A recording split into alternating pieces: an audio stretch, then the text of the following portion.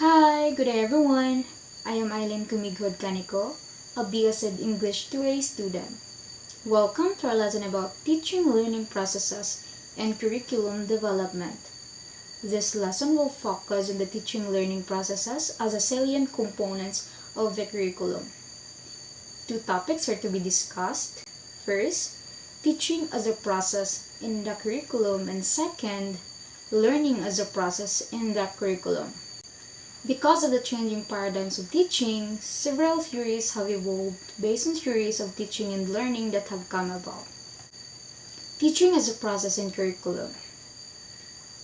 For traditionalists, teaching is a process of imparting knowledge and skills required to master a subject matter. Teaching is showing, telling, giving instruction, making someone understand in order to learn. In this instance, the teacher controls the learning. The teacher is the dispenser of knowledge, an ultimate authority, and the director of learning. On the other hand, progressivists define teaching as a process that enables the learner to learn on his or her own. Teaching is now perceived as stimulating, directing, guiding the learner, and evaluating the learning. The teacher's role becomes complex but has given the learner responsibility to learn. Let us look at this figure. The teaching process is shown in this figure. There are three phases: plan, implement, and evaluate. In planning, first, you need to know the needs of the learner. Second, plan goals and objectives that are achievable to meet the needs of the learners. Third, select a content to be taught. In selecting a content, you need to consider the availability of the materials because material resources have a significant effect on students' achievement in each of the subjects. Fourth, plan about the motivation to carry out the goals. Motivation is what drives you toward a goal. Fifth, decide on the learning strategies for achieving the goals. And lastly, plan on how will you assess students' learning outcomes. Moving on to the second phase, the implementation phase. The implementation phase requires the teacher to implement what has been planned.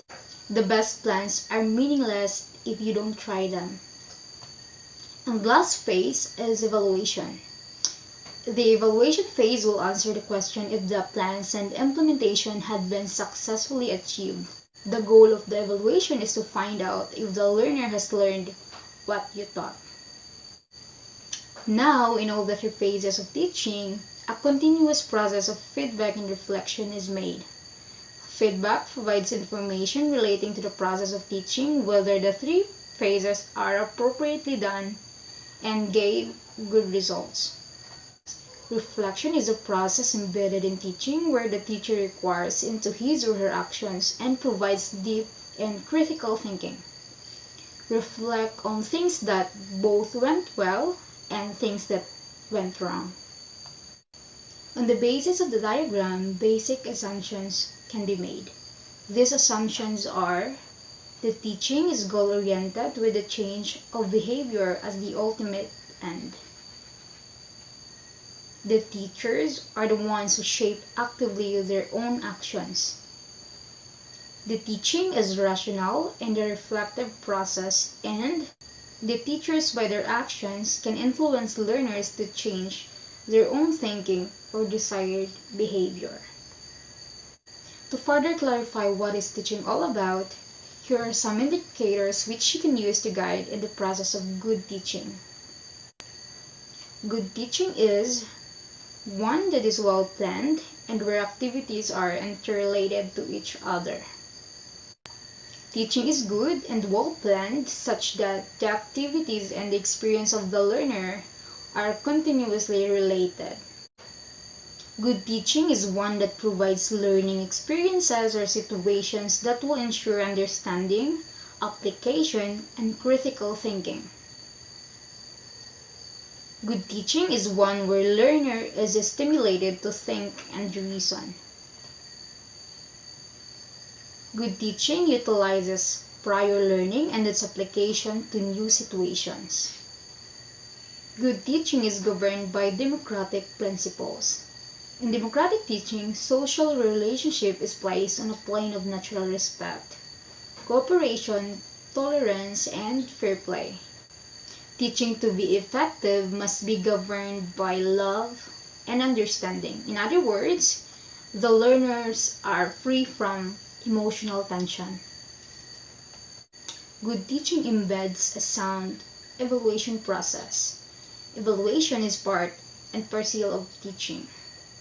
Evaluation measures the effectiveness of teaching and learning and completes the function which is essential in teaching. Teaching is meaningful only when the results of teaching is achieved. And that is all about teaching as a process in curriculum. Now, let's move on to learning as a process in curriculum.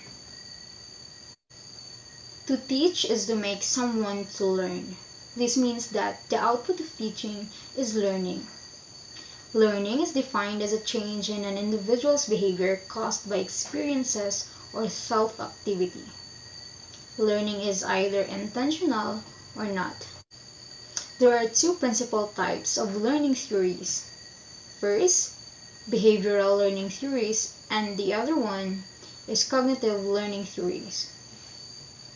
Behavioral learning theories emphasize observables such as new skills, knowledge, or attitudes which can be demonstrated. These forms of behavior are observable and measurable. On the other hand, cognitive learning theories are concerned with human learning in which unobservable mental processes are used to learn and remember new information or acquired skills. Related to this theories is the concept of meaningful learning through cognitive models.